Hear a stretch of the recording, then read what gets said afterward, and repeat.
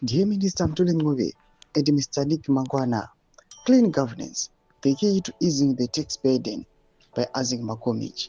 Sarabina mashoko kuda pangwa inwe achinokonza Isaac Makomich oya achitaura chichemo chevanhu pamusoro matax ari kuonekwa kunzi ari kusimudziwa nokukwidziwana naMutuli Ngube vachiwedzera the burden kuna vagari nemacivil servants enyika yeZimbabwe. Sarabina mashoko anobuda nyika pangwa inwe awana Makomich ndopayapata kuti usavana usubscribe like pachina kuti the bell icon.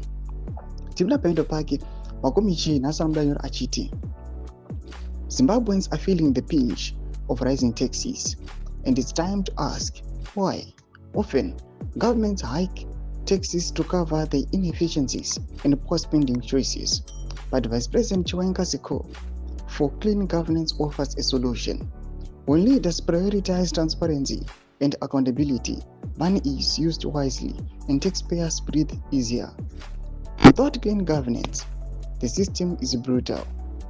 Governments overspend, run short, and pass the buck to citizens through higher taxes. Corruption and mismanagement fuel this vicious loop, but it doesn't have to be this way.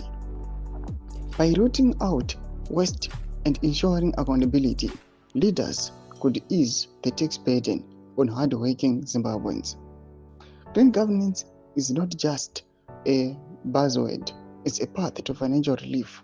If leaders put people over politics, taxpayers win. Simple.